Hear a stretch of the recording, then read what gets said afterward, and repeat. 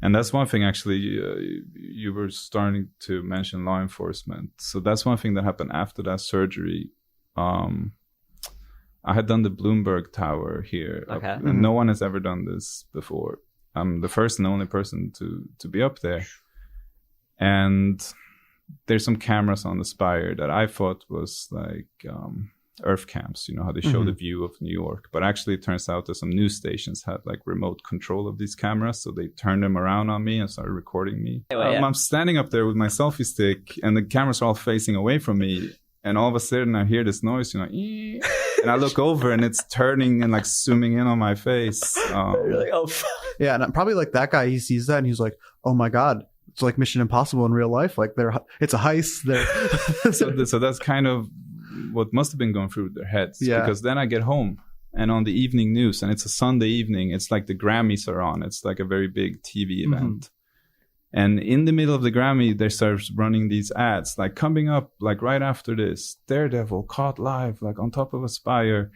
And they made it like evening news for a week straight, where they kept showing my image, and they called me Bandana Man because I had a bandana over my face, and they were like, "Who is Bandana Man?" And then they found like my YouTube and Instagram, and they were saying like, "Oh, look, here he is, like scaling another tower," and it was like Inside Edition did like an episode on, and I was like wanted, and they kept showing my image on the evening news after this. Like what? And this was right after my surgery also. So I was just home chilling, like watching yourself on the TV, like, Jesus. So many friends called me up. They're like, have you seen the news today? Like so many people would send me, like so many people sent me stuff to my phone. Like, what the heck is going on with you? A news camera perched on top of a New York skyscraper to capture dramatic weather images captured something quite different, a daredevil. But who is he? Well, we may have solved the mystery. It's stomach-churning video. 3 dudes perched on a steel platform on top of a Manhattan skyscraper. The video was captured by a WCBS weather camera positioned on the building. When one guy realizes the camera is recording, he quickly tries to mask his face. This is the building where it happened. It's a dizzying 54 stories tall in the heart of Manhattan. And now everyone wants to know, who's the man hiding his face behind the bandana? Well, Inside Edition did some sleuthing and found these videos by a daredevil who sure looks like the same guy from the tower. We don't know his real name, but he calls himself Em1t's on his YouTube channel. Look, in all of the videos, he's wearing a bandana over his face. In this video, you can see him climbing a tower in Times Square. He puts a selfie stick in his mouth and scales to the very top, where he dangerously swings around a radio tower. This cameraman, who goes by the moniker Vic Invades, says he joined him for the stunt. Who is Bandana Man, as we'll call him? I can't really disclose that. You know, we have a little pact. You know, we keep things to ourselves. Whoever he is, his daredevil days may be numbered. The NYPD says it's investigating. So I prepared with a lawyer. You know, I had a lawyer, everything set up. I kind of like cleaned my home a little bit, you know, hide the drugs, you know. I mean, the weed, not anything more serious, but we like the pot. Yeah. So, yeah, it happened. They came at 3-4 in the morning, like about a week after that.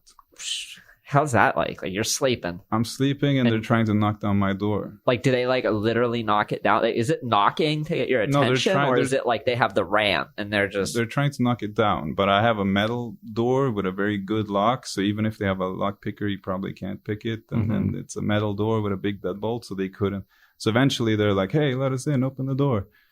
So I'm so confused. It's the middle of the night, you know, and you don't expect to be woken up like this. I'm all naked on the other side of the front door being like, okay, I'm just going to get dressed. And they're like, no, you can't do that. Open now, immediately. Or you're like barricading yourself. And I'm like, no, I just want to put some pants on. Like I don't want you to put me on the ground naked.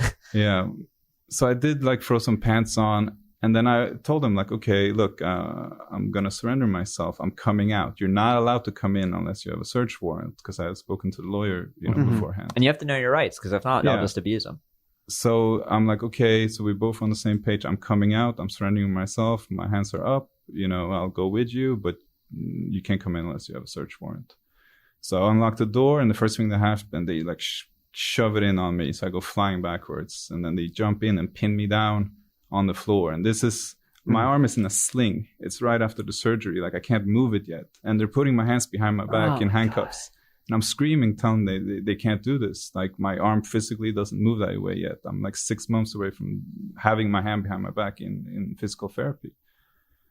But they're just like, what do you mean you can't go there? And they just force it up behind my back.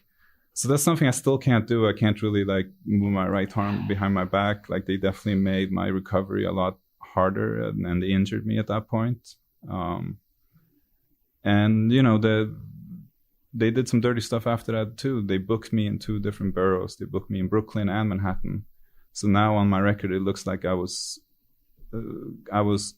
you know, arrested for criminal burglary, which is overcharging me. You know, felony burglary. And it looks like I was arrested twice in the same day, both in Brooklyn and Manhattan, with like a 6-hour window, because they took me one place first and they took me to the other place for the same charge.